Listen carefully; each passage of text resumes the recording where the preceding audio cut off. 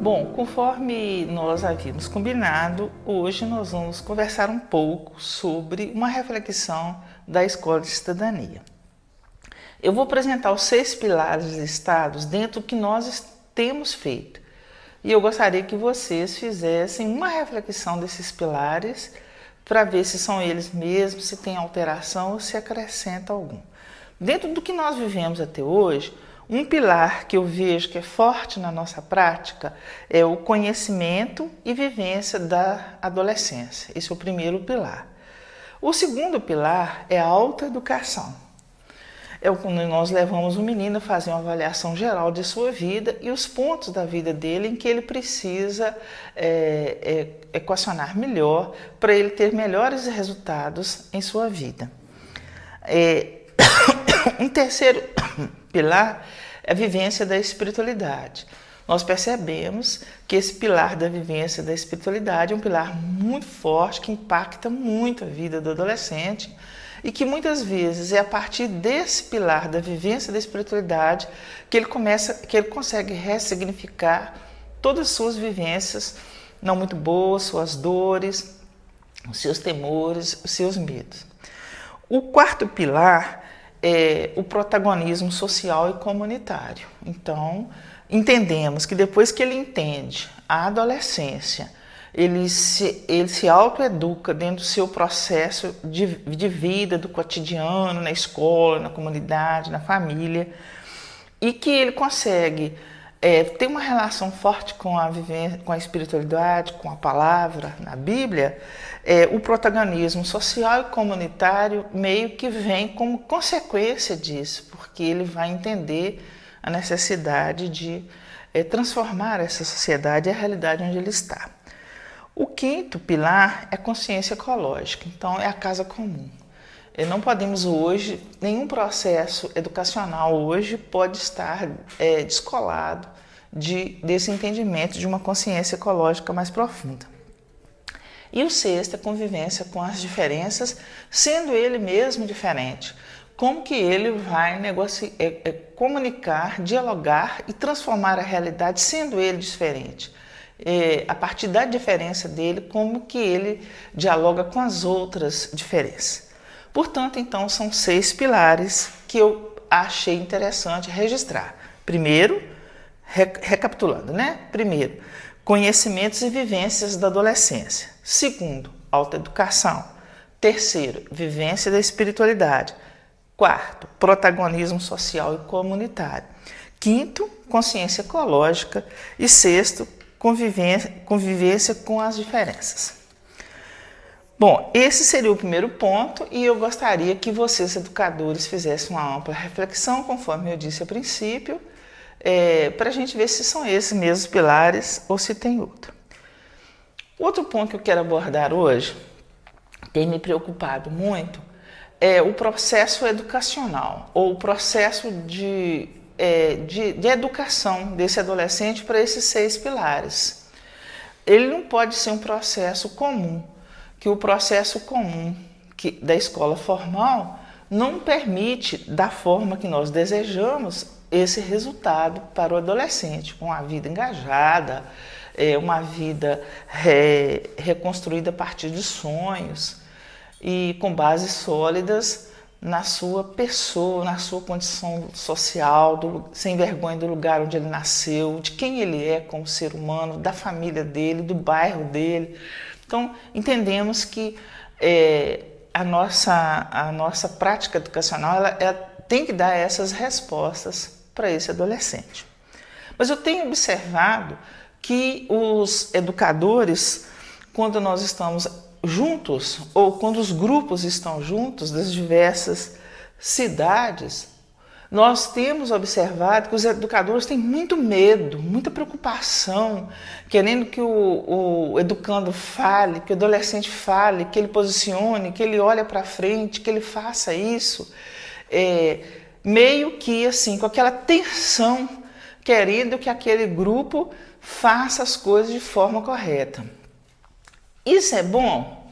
Talvez. No nosso processo educativo não é tão bom.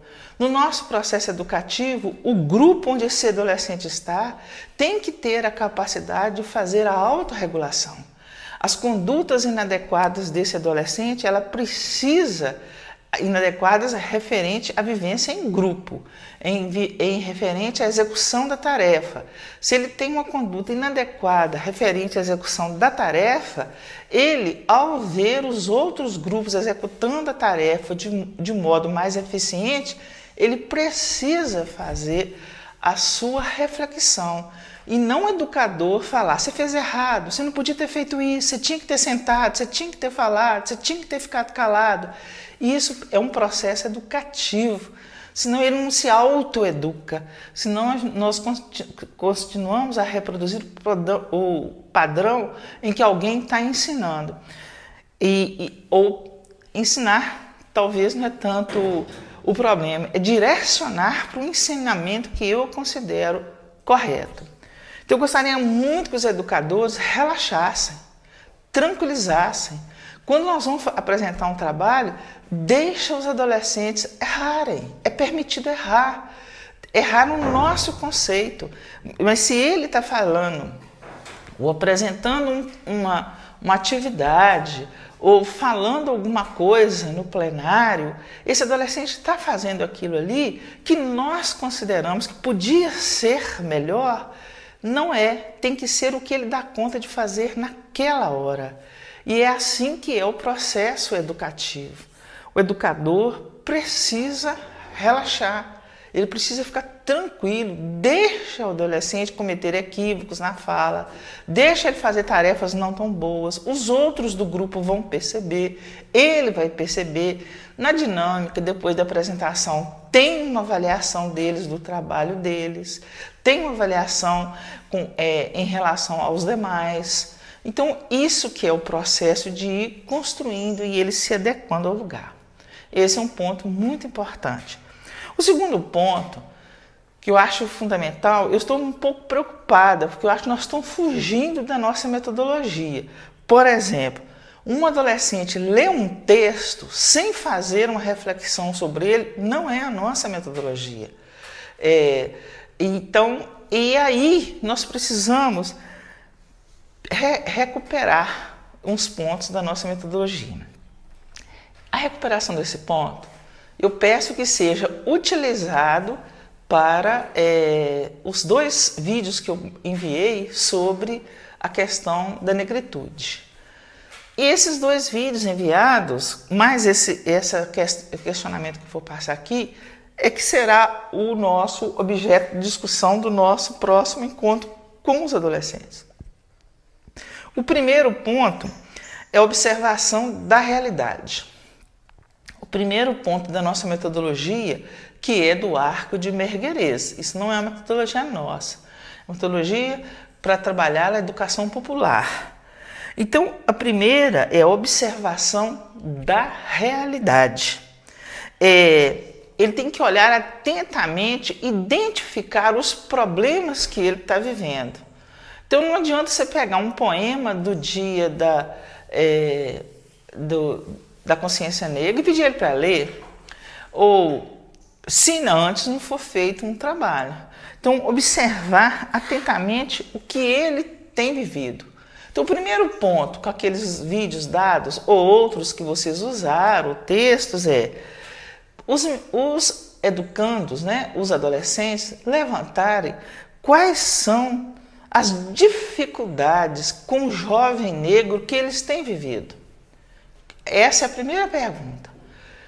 O grupo está reunido, então quais são as dificuldades que vocês vivem? Uns vão falar algumas, outros não vão falar tantas, mas ninguém vai falar errado, ninguém vai interferir.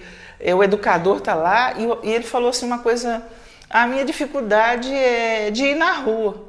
Mas por que ir na rua? Qual o problema? Você não vai fazer isso. Nessa hora está levantando. A minha dificuldade é de ir em alguns lugares. Você não vai perguntar. O grupo vai listar. Então, o primeiro ponto. Quais são as dificuldades de ser um jovem ou uma jovem negro e negra? Quais são as dificuldades? Então vocês conseguem ver algumas dificuldades? Tipo, o vídeo apresenta algumas dificuldades, aqueles 2 vídeos apresentaram. Eles conseguem levantar algumas dificuldades da gente ser negro? Onde que eles veem essa dificuldade? Em que situação que eles veem essa dificuldade de ser um jovem negro? Então, primeira coisa é isso. Qual a dificuldade? Depois, as dificuldades levantadas podem ser várias. E aí que é o segundo momento. O segundo momento são os pontos chaves. Diante das dificuldades que foram levantadas, o que a gente vai debater? O que nós vamos investigar? A minha dificuldade é de ver assim, um maior número de negros na universidade. Vamos supor que seja isso. Então, vou investigar isso, como é que a juventude negra estuda, por que eles não chegam lá. Vamos investigar quantos, vamos pegar um recorte, por exemplo, nós temos a Universidade Federal de Viçosa, vamos entrar em contato com a Universidade Federal de Viçosa, os meninos de Viçosa podem fazer isso para a gente. Quantos negros tem na Universidade Federal de Viçosa? Reunir com alguém lá, algum departamento, quantos negros tem, quantos estudantes tem, quantos são negros, sabe? Então vamos trazer dados em relação a isso. É muito importante. Um dado assustador também é assim, a maioria das pessoas presas, né? Quem são? Negros ou brancos? Como é que é isso? Por que elas estão ali? E isso são pontos a serem investigados. Então, o primeiro ponto é olhar qual é a dificuldade de ser um jovem negro. Depois, quais são os pontos chaves dessa dificuldade. E depois vem o terceiro ponto. Aí nós vamos conversar sobre essas dificuldades. Nós vamos conversar por que tem uma dificuldade grande de os jovens negros chegarem à universidade. Por que tem uma dificuldade grande dos jovens negros, a criminalização da juventude negra? Por que ela acontece? De onde ela vem? É teorização. Vamos conversar sobre isso, vamos ler, vamos estudar, vamos debater, chamar pessoas para falarem para a gente sobre isso, sobre o tema. O ponto, se foi estudo, se foi a criminalização, se foi o extermínio da juventude negra, por que a juventude negra está sendo morta, né? Exterminada, o que está acontecendo? E isso é teorização. Aí o quarto ponto, que é importantíssimo, é hipóteses de solução. Vocês, após fazer esse debate, levantar o problema, levantar os pontos chaves, estudar a teoria referente àquilo, como que se pode resolver alguma coisa aí da sua comunidade? O que você pode fazer? Qual é o ponto, né, que você pode interferir aí na sua comunidade referente a essa temática? E o último ponto é aplicar esse conhecimento na realidade. Então veja bem, os pontos são, primeiro ponto, observar a realidade. Segundo ponto, os pontos chaves daquela realidade que precisam ser investigados, daquela realidade observada. E definir se você vai observar no seu bairro, se é no país, se é no Brasil, se é fora do Brasil. A área, você está observando isso aonde? Na sua cidade? É só no seu bairro? E o terceiro ponto da teorização, então vocês já entenderam, você vai teorizar o que você pode falar daquele tema ali, o que você pode discursar. Se você for chamado para falar alguma coisa do que você levantou de problema com o seu grupo, você saberia falar? Porque quando o educador fica direcionando o menino, fala isso, olha isso aí, lê isso, ele não sabe falar depois, porque ele não construiu o conhecimento dele. Então, o grupo, ele tem momentos, né? Tem adolescentes que já têm uma construção maior, outros que não tem tanto. É assim que vai acontecendo o processo. E o último, aliás, hipótese de solução. Como é que a gente pode, na nossa realidade, resolver esse caso específico aqui, nosso, e aplicação da realidade. O que nós vamos fazer? Entendemos que esses 5 pontos levam o adolescente ao protagonismo, mas um protagonismo consciente. Ele construiu o entendimento dele. E não com aquela rigidez do educador. Lê isso agora, fala isso agora. Eu estou reproduzindo muito essa fala, estou enfatizando isso muito, porque eu estou vendo isso nas nossas práticas. O lugar onde isso acontece, ao longo desses anos da Escola de Cidadania, desde 2006, o que eu observo? Aonde o educador faz isso, o grupo flutua muito, os meninos saem muito, às vezes eles desistem antes, porque fica uma discrepância. Quando eles estão na reunião conosco, na reunião geral, eu falo dessa forma, que é eles que participam, que são eles que fazem, que são eles que constroem, que é eles que regulam o grupo. Lá no dia a dia da comunidade não acontece isso. Então existe uma discrepância entre a metodologia e a prática nossa educacional, a prática de construção do conhecimento. E eles sentem uma discrepância muito grande entre essas duas coisas. Então eu falo da conversa, do diálogo, da construção, da regulação emocional. Eu peço a eles para regularizarem a emoção dele e os educadores não regulam a emoção com eles quando eles falam. Eles percebem a discrepância. Eles percebem que não está batendo. E eu já vivi experiências de educandos, os adolescentes falarem para mim assim, nós temos que entender o nosso educador. Então, não é que você não tenha que entender o educador, mas isso deixa a gente uma certa preocupação, quer dizer, quando ele está precisando de entender, se ele foi ali para ser entendido, ele está precisando de entender o educador, porque o educador não está respondendo aos parâmetros, às coisas conversadas na Escola de Cidadania, no mínimo nosso processo precisa ser revisto. Eu já vi os educandos falarem comigo, nossa, esse educador, faz assim aquele rosto, aquele, sabe, assim, aquela, nossa, eles não conseguem nem completar a frase. E eles vão no processo porque eles percebem que tem alguma coisa para eles.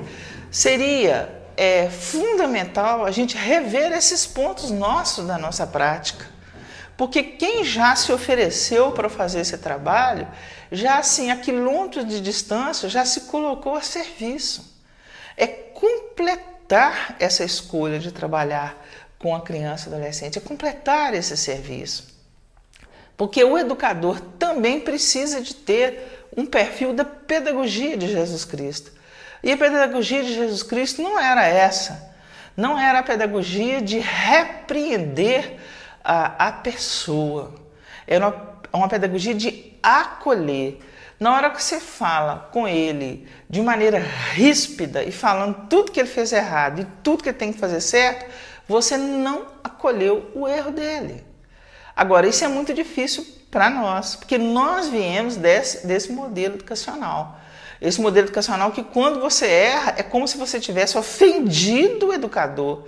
Não é a sua fase de desenvolvimento que não te permite ter uma resposta melhor. A história familiar, a história de acompanhamento de seus pais, a história do seu bairro, a história da sua comunidade, não é isso que te fez não te dar uma resposta adequada, não. É porque você não me obedeceu, é porque você não me ouviu. Então, quando o educador resume nisto, o processo da Escola de Cidadania ele fica sim prejudicado. O crescimento dele não chega aonde poderia chegar. Então, nós vamos encerrar nesse ponto e depois vocês mandam para mim perguntas e a gente faz os outros vídeos a partir das perguntas de vocês. E eu gostaria muito que vocês falassem como que tem sido a experiência de vocês como educadores, fizessem uma autoavaliação a partir, então são as tarefinhas, a partir do que falamos, fazer uma autoavaliação da prática de vocês e analisar os pilares e também aplicar a teoria de Marguerês, que é a teoria da problematização, que ela é conhecida como teoria da problematização, para os textos, os 2 vídeos e para 20 de novembro, tá bom? Paz e bem.